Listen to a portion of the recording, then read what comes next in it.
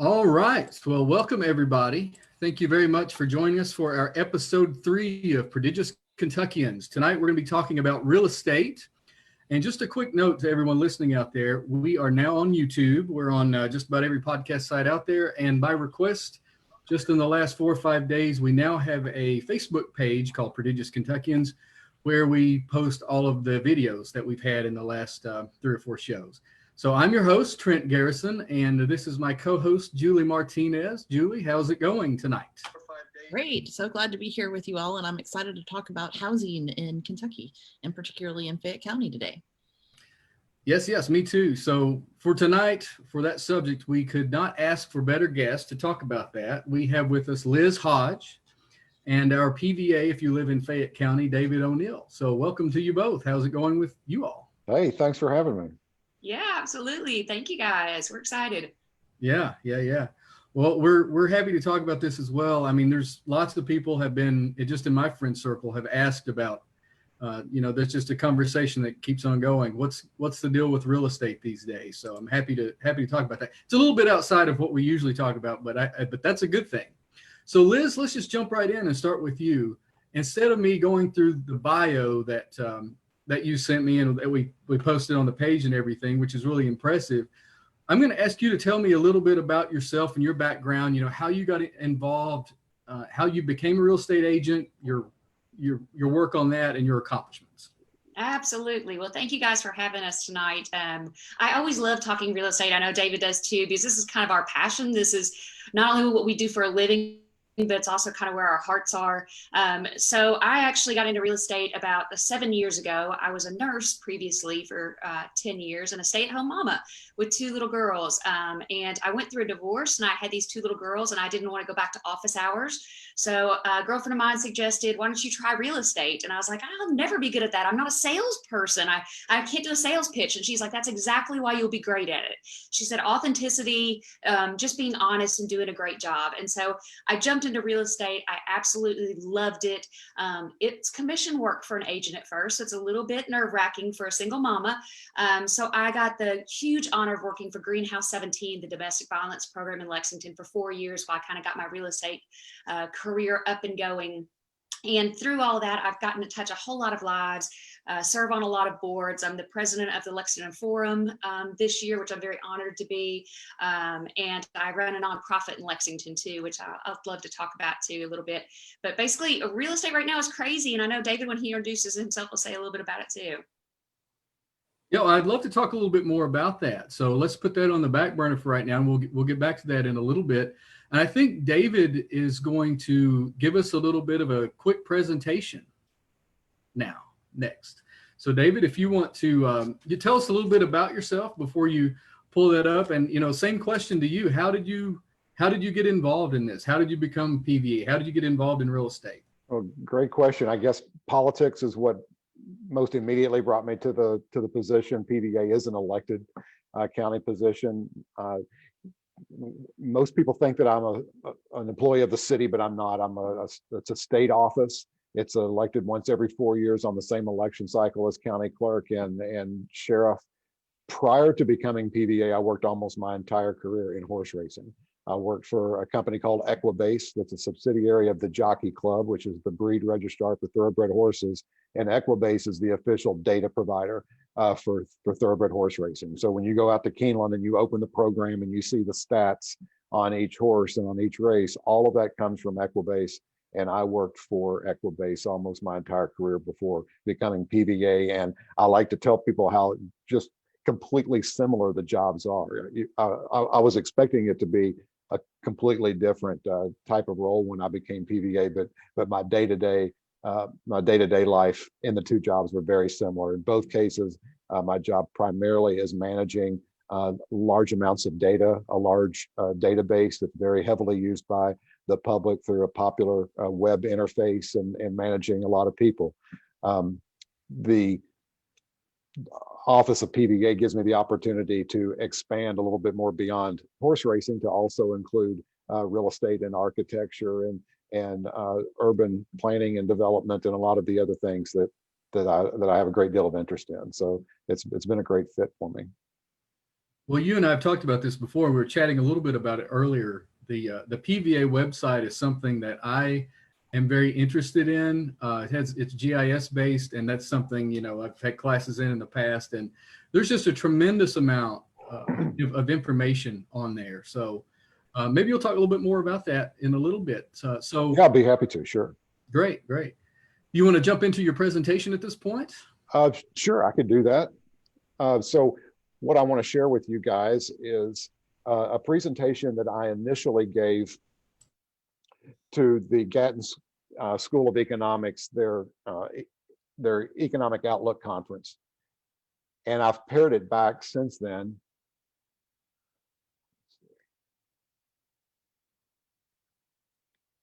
While you're getting that ready, something that I wanted to mention and I slipped my mind is for the folks watching on the various different places where this is being live streamed, both David and Liz encouraged everyone to ask questions. This is about Please. answering questions to Central Kentucky Real Estate, PVA, you know, those types of things. They're very open to answering any types of questions that you guys have. So feel free to pop them in the comments and we will try to get to them.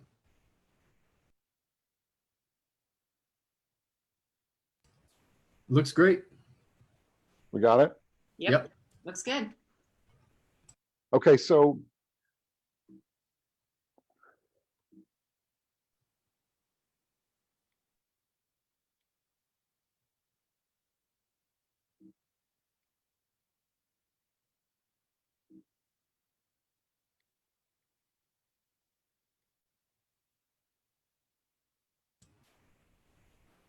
the first thing that I want to talk a little bit about is the differences between affordable housing and housing affordability.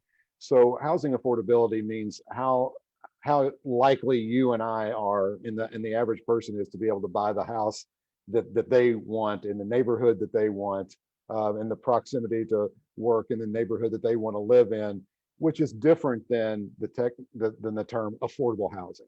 And affordable housing is a much more specific term that when people talk about it, they generally mean this federal government defined term affordable housing, which means that you should be able to cover all of the expenses of putting a roof over your head for no more than 30% of your household income. So for housing to be affordable, that's the definition that people mean. And there is a significant lack of affordable housing here in Lexington, but not just in Lexington. It's an issue all across the country, and affordable housing is also an issue. So on the bottom of the main slide here is a link to a housing demand study that several local groups went together in commission recently to see what the demand for housing was going to look like over the next several years. So I encourage you to take this link and get a copy of it in PDF format. There's all kinds of interesting stuff in there. We're not going to get into very much of that tonight, but I'll get into it a little bit.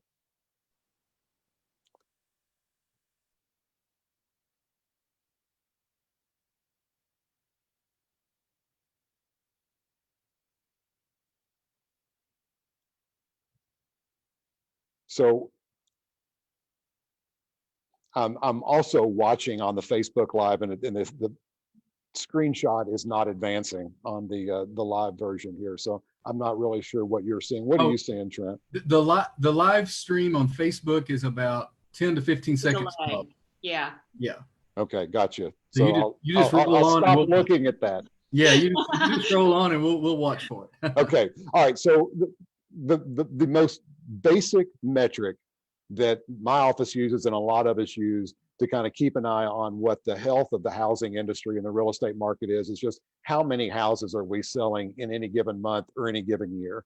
And so the screenshot that you see here are the number of homes sold in each year since 2011. And 2011 was the absolute bottom of the recession here locally. And then every year after that, sales have gotten consistently better up to 2016 and 2017. But after 2017, they started dropping off.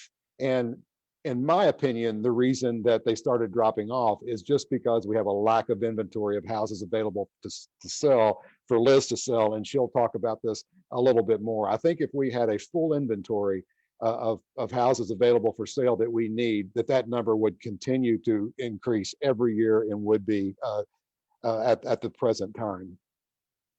So I also want to point out, here are, again, are the bars looking at the number of houses sold. And then I'm going to move this over and then drop in some years previous to this. The absolute heyday in Lexington and the number of houses sold was in 2004, 2005. And then it started dropping off pretty consistently, bottomed out in 2011. But I want to compare these numbers to the number of homes being built each year, because that's the inventory that we need. That's what we need to do to add inventory to the housing stock that we currently have. And so I'm going to drop that in here with these green bars. So the green bars are the number of homes built each year. And obviously it's going to be lower than the number of homes sold each year. But the point I want to make here is, notice the trend is very similar. The trend in the number of homes built each year kind of tracks similarly to the number of homes sold each year until after the recession. And here's what it looks like after the recession. We are still building the same number of houses each year now that we were building in the depths of the recession. That part of our industry never really recovered and bounced back. And right now, I know we're going to talk about this a little bit more, but the cost of materials is exorbitant. And so a lot of our builders have put a halt on their builds. A lot of our flippers and investors, and we'll talk about that some too, they're waiting for this bubble of materials that have just flown, skyrocketed 3-4 times what it was, especially before COVID. It's not affordable for somebody to build a spec home right now, a builder. So here is a look at the median sale price for a newly constructed home. And basically the takeaway here is we are no longer building starter homes in Lexington. So the median sale price of a newly constructed home the first year that we started recovering from the recession was about $200,000. And just a reminder from your stats classes, median means half of them were less than that, half of them are more than that. And so now in 2020, the median sale price is $315,000.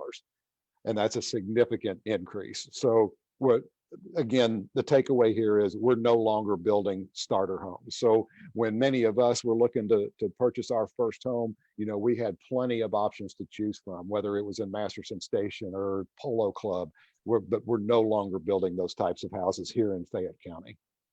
So referencing quickly back to the housing study, and here's the link again if you missed it before, but here's just one screenshot that I took from the housing study.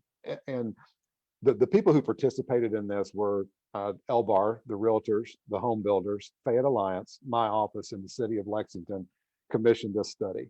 And this is a breakdown of how many owner-occupied versus rental properties we needed, how many of them should be single-family houses versus condos and townhouses. But the bottom line number over this 10-year period from 2015 to 2025 was we needed an additional 23,000 roughly additional units of housing on top of what we already had, just to dig ourselves out of the deficit, the lack of housing that we had, and then keep up with growth over time. So part of where that number comes from, just to give you some frame of reference, is our current population is about 325,000. Historically, we've grown in Lexington at a rate of about 1.2% a year. So at 325,000, a one-year growth rate of 1.2% means an additional 39, almost 4,000 people. And our typical household size here in Lexington is 2.2 people. So that means that 1 year's worth of growth means we need an additional 1,773 units of housing just to take care of the influx of new people into Fayette County. And so here, I've also added here for a 1% growth rate and a 0.75% growth rate, because as luck would have it, we did not continue to grow at 1.2%. That number did decline. So here's what kind of the linear demand looked like out of that demand study, the number of houses. So it was going to be somewhere in the neighborhood of 1,700 to 2,200 that we needed per year. And there's the green bars that I showed you previously. That's the number of single family homes that we've built each year compared to the demand line from the housing demand study. So then let's also drop in multifamily, that's apartment complexes. And you can see we're not building anywhere near the units of housing that we really need to keep up with demand here. There's the actual demand, because like I said, we did not continue to grow at 1.2%. We grew at something less than that. So for 3 years and 3 years only, we built enough units of housing that we could have gotten by, but that does not take into account the fact that we had a huge deficit. We already were lacking units of housing that we desperately needed. And so here's we've all had enough economics to know when you've got an increase in demand and you don't have a corresponding increase in supply, price has to go up, right? It's an economic law. And here's median sale price in Fayette County from the recession. So it used to be, coming out of the recession, the average person could go buy a house for $158,000. Half of all the homes sold in Fayette County were $158,000. Half of them were above that. Now that number is $220,000. Wow. So be a good idea to give everybody a little bit of a primer. So part of what's driving this increase in demand and not an increase in supply is Lexington has an urban service boundary. We have a growth boundary, and we were one of the first cities in the country to implement it, and it's been a powerful tool to help us control sprawl out into the beautiful rolling hills and the horse farms. It's worked very well from that standpoint, but it's come at a cost. And many people believe that the growth boundary eliminates sprawl, but it doesn't. It just controls sprawl. So the blue shaded area here is the urban area. This is where we're allowed to build new houses, and that's where 95% of us live. The green shaded area are the horse farms, and that is what's protected. And it's protected because you cannot subdivide a piece of land in that green shaded area by anything less than 40 acres. So that's how we control the sprawl. But what we're really doing is causing the sprawl to leapfrog over the green areas into surrounding counties.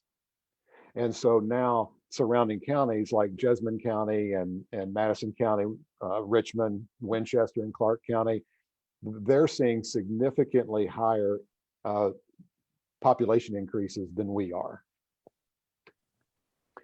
So here's a couple of, yeah.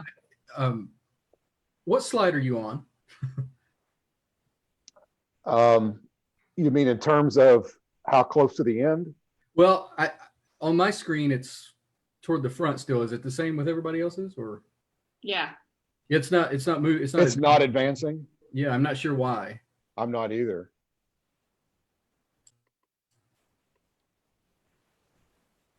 You can just explain it, I guess. I don't know why it's not moving. Okay, sorry. Okay, so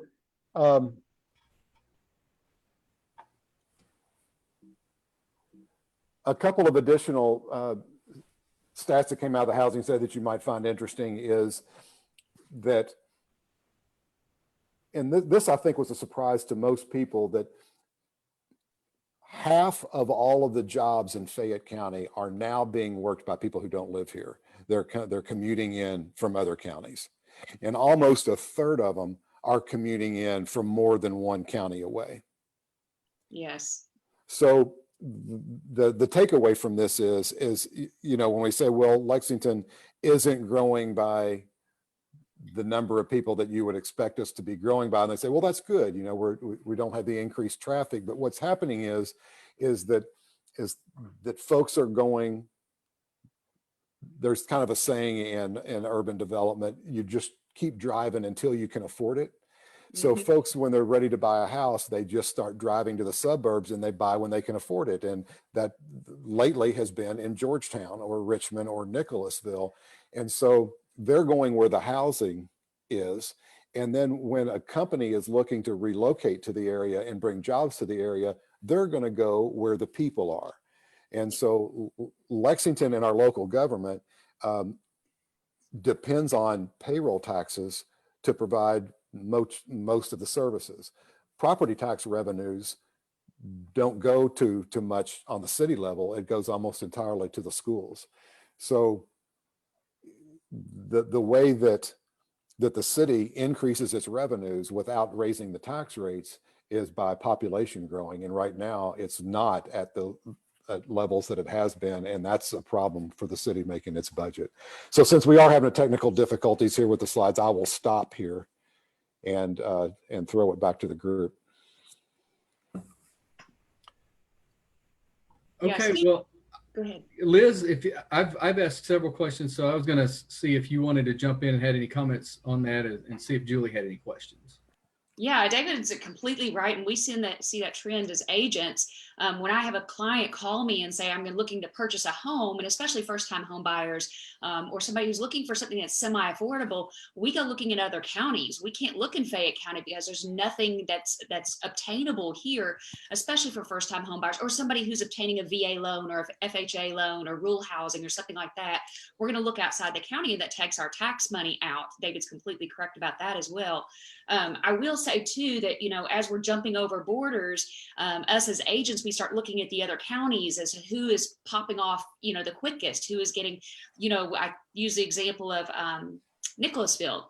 Right over the Nicholasville Fayette County line, you've got all that equine area. It's all in the $850 to $1 million homes. It is literally, you can see the Fayette County line from there, and the houses right over the line, they're still expensive, but like those are gone to $850, $1 million at least. I foresee the next place that's going to boom is probably Winchester, to be quite honest with you. You've got the I-75 viaduct there. You've got Hamburg. You've got new schools out there, tons of new schools, new shopping, and there's no place for anybody to live. Ball Homes, last time I checked, had currently stopped signing any new contracts right now, which is record setting. So they are finishing the contracts that they have, but it's not affordable for them right now to pay $6.50 for a 2x4 of lumber when it used to be $2.30. So yeah, the affordability as it compared to affordable is, I love hearing David's presentation on this. He's done it several times, and it's just super eye-opening to, basically people are going to have to go where they can afford housing, and it's not in Lexington right now. Mm-hmm. Yeah, David, that was fascinating. I feel like I'm still kind of like sinking in some of the information you just shared with us. Well, I'm sorry about the technical difficulties because the slides help with the visual considerably. It's always something in the Zoom days. Yeah. Very interesting. And I loved your definition between the affordable and affordable housing, like you were just mentioning, Liz. So I heard you say a couple of things that are impacting that. Obviously, the growth boundary being one of those that people talk about. Liz, so there's three. I'm sorry to cut you off, Julie. So there's, oh no, go ahead and tell us all three of them. Most people talk about the three primary costs of development, and that's land, lending, and labor. Right. So right now, lending is at an all-time low. The interest rates are at an all-time low. Labor, there is a labor shortage, and it's hard to get help.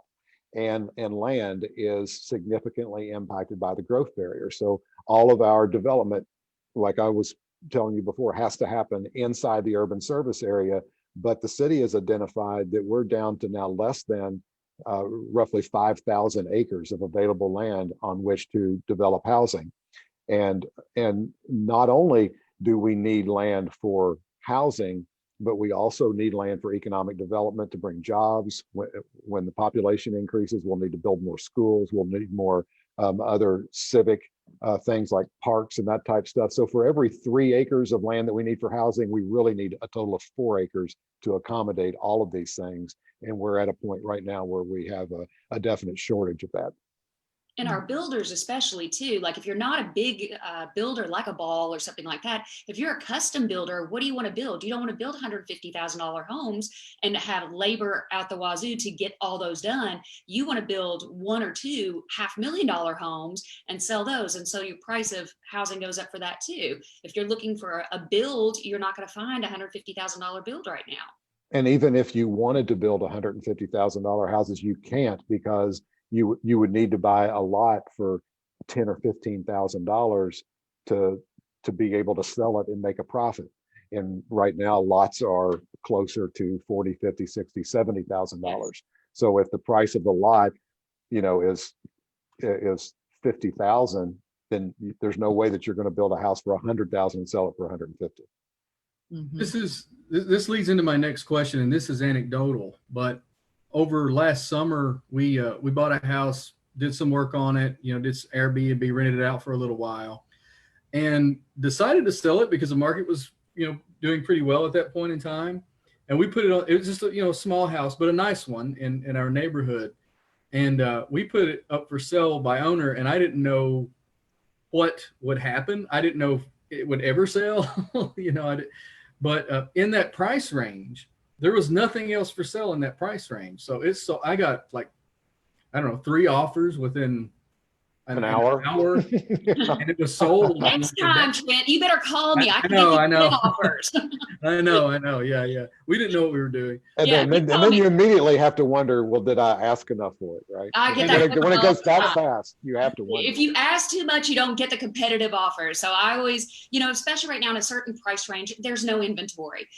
L-Bar right now, this time last year had about 3,400 active listings. We're at about 1,200 right now. We were going into COVID about 3 months behind in inventory. And now it's just, we're watching 1 or 2 houses pop on the market each day. So when they come, it's like a swarm. We have to have our buyers super ready. They have to be pre-approved and ready to run. And I mean, I'm running out of my house with my kid in the back seat. We're driving at 9 p.m. to go look at a house for this client so we can put in an offer. There's going to be 12 other offers. How do we win out? And as agents, we don't want our clients to over purchase. We don't want them to pay too much. But in this market, it's so competitive. Prices are going well over list price. They're not even appraising, and people are having to bring cash to the table, $10,000, $20,000, $30,000 to finish the deal, because that seller knows they could put that house back on the market even though it didn't appraise, and they can maybe get an all cash deal and not have to worry about a lender. So this poor new home buyer is going, oh God, I don't want to lose this house. Can my parents, loan us $10,000 to get this closed? If you stick stick a dog house on the market right now, if you don't have to buy. Now, if you have to buy, Right. I say, let's have that discussion as to whether it's worth it right now to get the most amount for your house. And then you're going to pay top dollar right now. Mhm. So what does that leads into my last 2 questions, and I'll turn the rest of it over to Julie. How does all this play in with COVID? And that's my first question.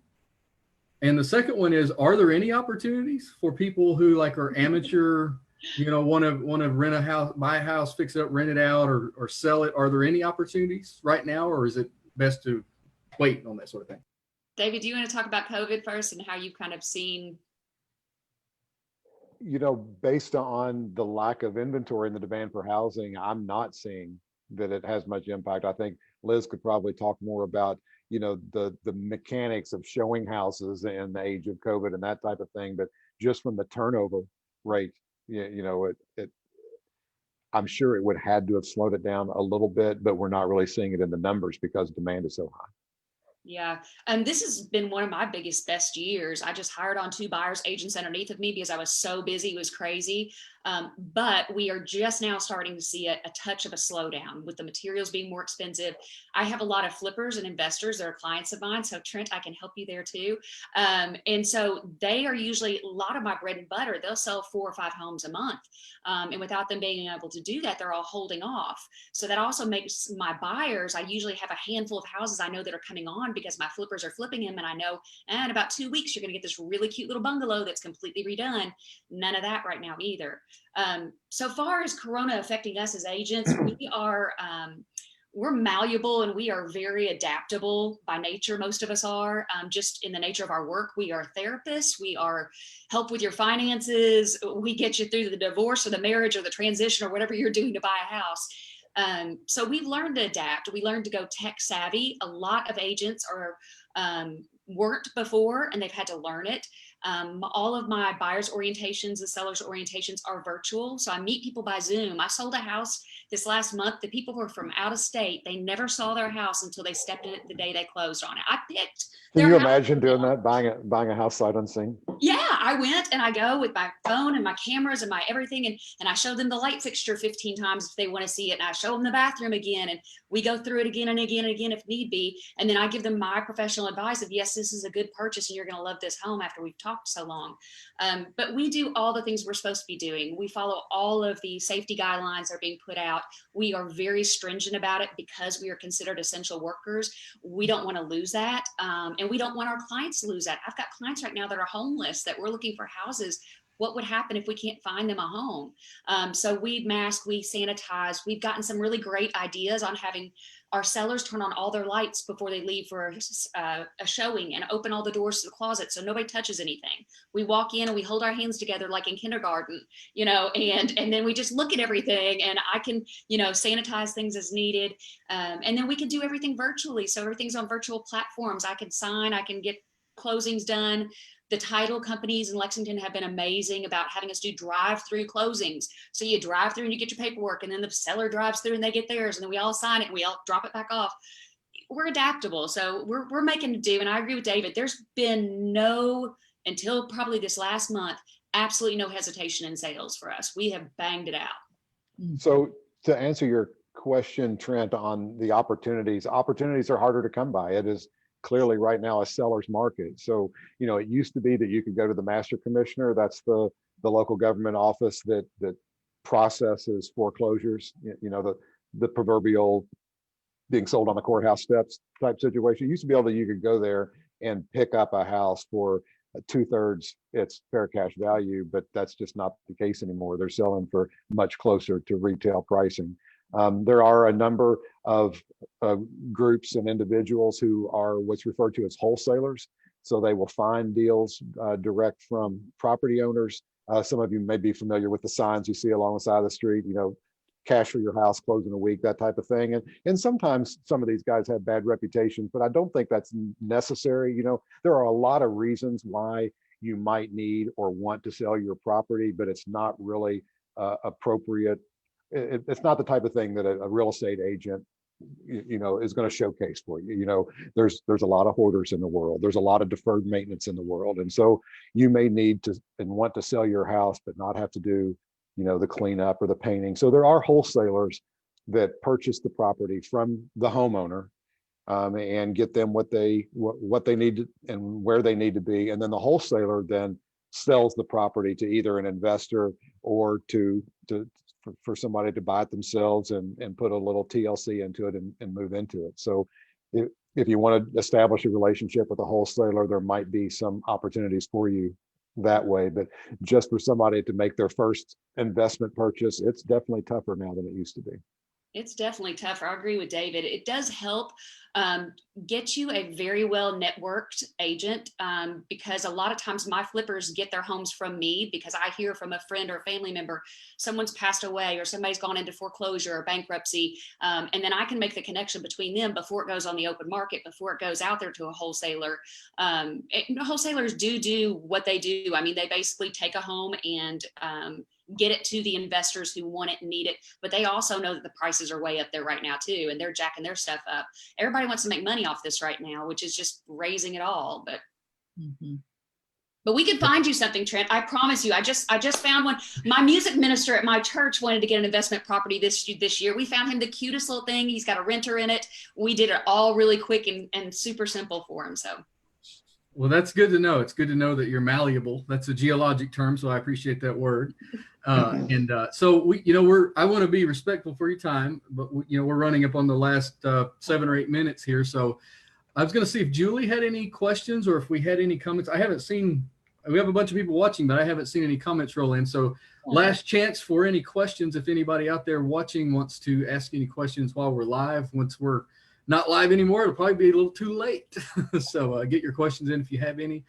Julie, go ahead with yours. I have one question that I'd like to ask, and then we can see if anybody puts the last one in on our comment stream as well. So, this is maybe a little bit more of a policy question, but, clearly we're in a situation that's not sustainable, right? We have a finite amount of land. We have increasing amounts of population. I'm originally from Jessamine County, so I've watched over my life that sprawl happen just in, my home county, even though I live in Lexington now, and I lived in Southern California for a while as well. If you want to talk about sprawl and about moving out, how far you move out that you can afford. I moved back to Kentucky because I couldn't afford anything in Southern California. You skipped right over Riverside County and went all the way to. Yeah, like we were looking at Riverside, and then it was like, well, might as well just go back to Kentucky at that point. So, we're in a situation, it's not sustainable. So what kind of policies should we be thinking about? What kind of conversations should we be having here in Fayette County and in central Kentucky? Because we also have issues around gentrification. We have issues around equity. People need to be able to live reasonably to where they work. For people who don't have high income positions. So what kind of policies, conversations, that kind of thing can we be having? I know the city has looked at some of that, but I don't think it's really gotten into our popular conversation of what we should be thinking about as people who live here. I think those are some really astute observations. And so this increased demand and decrease in supply affects those at the lower end of the economic spectrum most profoundly. And it happens through gentrification. And gentrification is, in a nutshell, what gentrification is when wealthier home buyers go into a neighborhood and purchase homes of longtime tenants and displace them. So it's different than just urban renewal. Okay, there needs to be this. There needs to be some aspect of displacement, and that's what gentrification is. And we're displacing people who don't have good alternatives for somewhere else to live because we have an extreme affordable housing shortage. So, again, I think Liz touched on it a minute ago that you want to be careful encouraging somebody to sell their house right now because they may not be able to find another house to live in. Well, if you're living in affordable housing, what used to be affordable housing until it became gentrified, now you really have nowhere to go. So that it's really impacting those most severely. And so there are a lot of neighborhoods and parts of town that are susceptible to gentrification, and we need to keep an eye on. So there is a city task force called Neighborhoods in Transition, and you can find it if you go to lexingtonky.gov and look for Neighborhoods in Transition. It's chaired by Council Member James Brown, and I serve on the committee. I encourage you to keep an eye on that. So we update our comprehensive plan. The comprehensive plan is what the city uses to decide how to grow and how to expand and what zoning looks like. And we update it once every 5 years. And so that is when we take a look at and decide whether or not it's time to expand the urban service area and bring in some more land for development. So most recently, City Council voted not to expand the urban service area. That means that our growth policy at this point is infill and redevelopment. So that's to increase density within the urban area. So that's build a house on the vacant lot next to you. That's to put townhouses and condos on the corner instead of replacing it with a single family detached house. That means going up instead of out. That's what infill and redevelopment is. And that is our 100%, that is our growth strategy right now as a community. And so I mentioned the three big cost factors in development: land, lending, and labor, but there's also a fourth one, and it's NIMBYism. And NIMBYism, for those of you who don't know what it is, it's an acronym that stands for Not in My Backyard. And so this infill and redevelopment strategy sounds really good to folks who don't want to expand the urban service area and they want to protect growth or protect our green areas, which all of us do. But infill and redevelopment sounds better in somebody else's neighborhood than it does right next to us. And that is a significant contributor to the cost of development right now in Lexington, and why builders don't want to do a lot of infill and redevelopment. They don't want the hassle of fighting every single neighborhood association. Liz came up with a great term a while back for this. I'll let her tell that she wants to. Yeah, there was a meme going around that was saying that, what do you call a group of Karens, an HOA? Yeah. Neighborhood associations their default position is no. That's what they do. Yep. And that's not always necessarily a bad thing. Start with no and then negotiate with the builders and developers and work in things like noise, abatement and green spaces and that type thing. to a point, but when you get to the point that it's no longer profitable to do the infill and redevelopment, when you've decided that is your growth strategy. We have decided that we are going to grow by increasing the density along our corridors. Our corridors are Nicholasville Road, Harrodsburg Road, Winchester Road, Richmond Road. Those are our corridors. And the policy right now is to increase density, to increase the floor area ratio. That's a term you'll probably hear more about as we get deeper into this. But if you'll pay attention, now I'm going to tell you now, and now it's going to be on your radar and you'll notice it. Every single development that is proposed is met by neighborhood objections, every single one of them. Absolutely. We do have one question here. What about the ADU plan? I'm not sure what that is. Do you all know what the An ADU is an accessory dwelling unit, and what it is, if it's a mother-in-law suite, and it can be either an apartment in your basement or an apartment over your garage. It could be a standalone unit in the backyard. They were passed in. It's one thing, Julie, that they did in California recently was passed ADUs to try to, absorb some of the housing shortage there. Right now, it's at a committee with Urban County Council, but it has not been passed out of committee yet. So it has been recommended, I believe, by the Planning Commission and by the planning staff, but right now it's with council to come out of a committee. Right now, you're not allowed to have a second unit of housing on the same property of a single family detached house. So you can't just wake up one day and convert your garage into an apartment with its own standalone kitchen. That's not permitted under our current zoning. I think there's some concern maybe on that. I'd forgotten what the name of it was, but around whether those can be rental properties because and short-term rentals, but people are concerned about turning them into Airbnb, and then you've got extra cars parked on the street and parked in your yard and people partying all night and that type of thing. But what's been proposed right now is to allow an accessory dwelling unit on the same property with an owner occupied property. So you wouldn't be able to take an investment property and then turn it into 2 units of housing. You as the owner would need to live there and deal with the noise situation or the trash situation or whatever. And I think that should alleviate most people's concerns. Great. And then we had one other person who asked, is it possible that we could get copies of the slides? Would we be able to share those out maybe on our Facebook page? Well, how about somebody send me an email, david.o'neill, ONEILL @ky.gov, and I'll try to help you get the stats that you might be looking for. Great. Thank you. Well, I've learned a lot. I'm sure Julie, we've all learned a lot. You guys have been great. You're obviously very knowledgeable in this sort of thing. Otherwise, you wouldn't be in the roles you're in right now.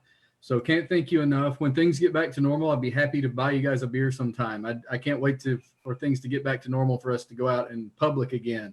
Can I make one shameless plug really quick? Sure. So you all as Fayette Countyans have a great resource in our website, FayettePVA.com.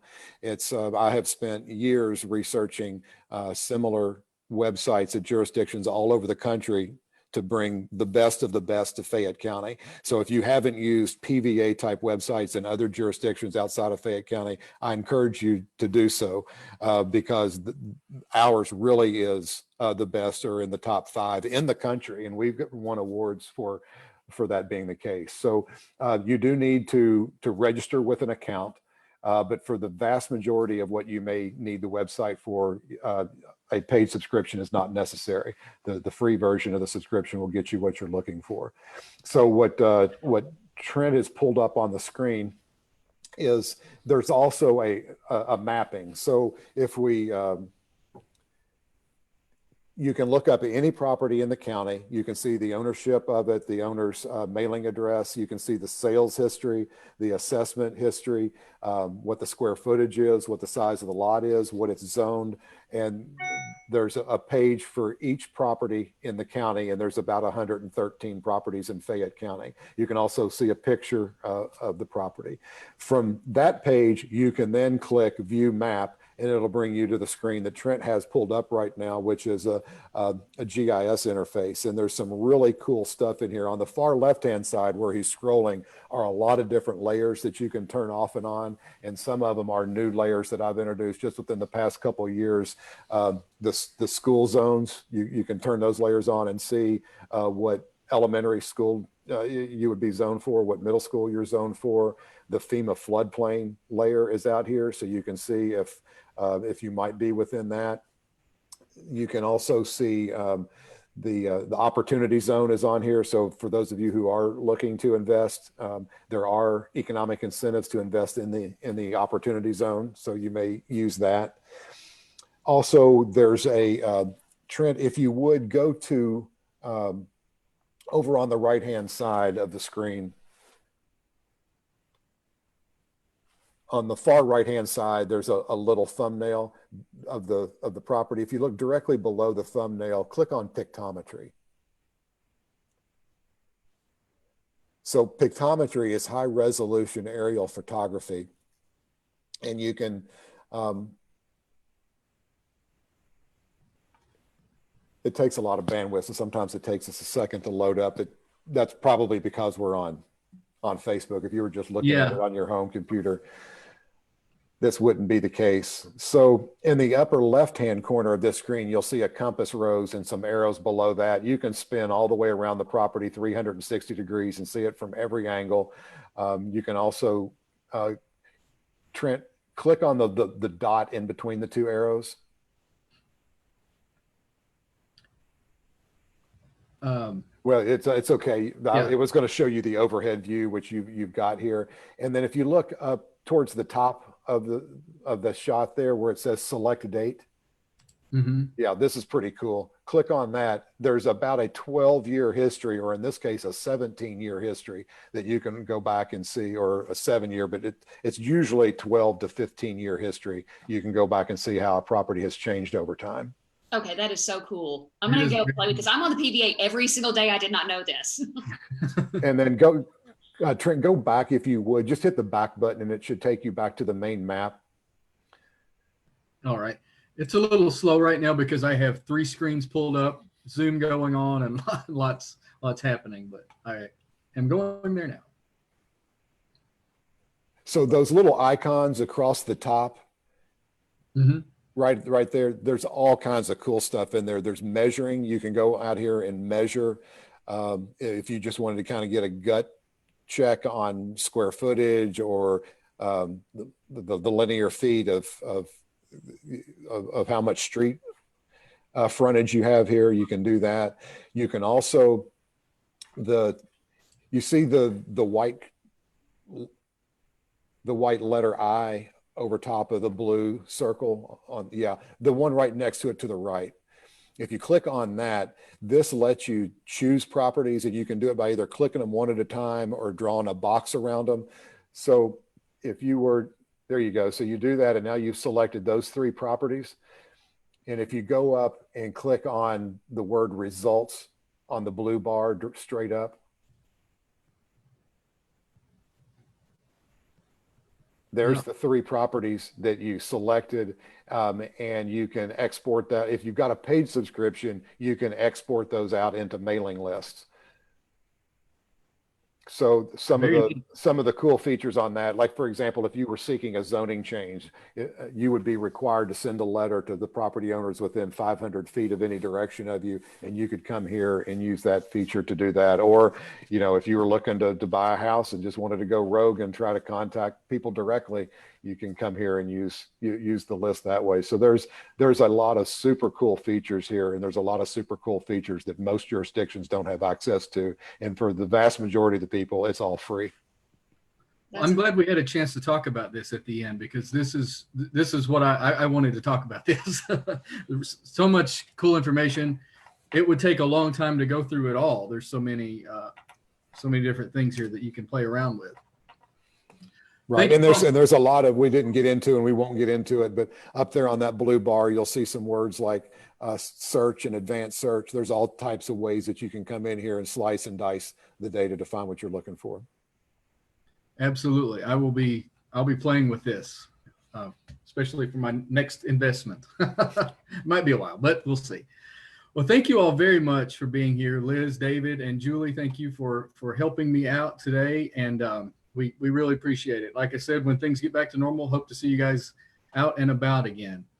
I just wanted to give a quick note before we abscond for today, and that is our next show. For our next show next week, 7 p.m., same time, same place, we are going to have some friends of mine and acquaintances of mine who have either been COVID patients or are currently suffering from COVID. And we're also going to have a medical doctor from Louisville named Dr. Hasselbacher. Did I get that right? Yes. Who specializes in health policy and statistics, and he's the president of a health organization. So it's a very timely talk and a very timely show, and I think it's something very important that a lot of people will be interested in hearing about. The reason I'm doing this is I want people to hear directly from folks who have had COVID locally. I think that would be I think that's smart. Yeah, at this point, a good percentage of our population either has had it or knows somebody who's had it. So for those who haven't, or denying that COVID exists type stuff, I think it's really important to hear from somebody who has had it. So that's the reason I'm doing this. So that's our show for next week. And again, we really appreciate everyone for being on tonight. It was a great presentation. And at this point in time, we will absquatulate. That's yes. That's the word of the day. We'll absquatulate. That means I beg your pardon. That's what it sounds like. Yes. All right. Well, thank you everyone very much. And until next time, have a good one. Thank you. Thanks. Thanks, guys. Bye.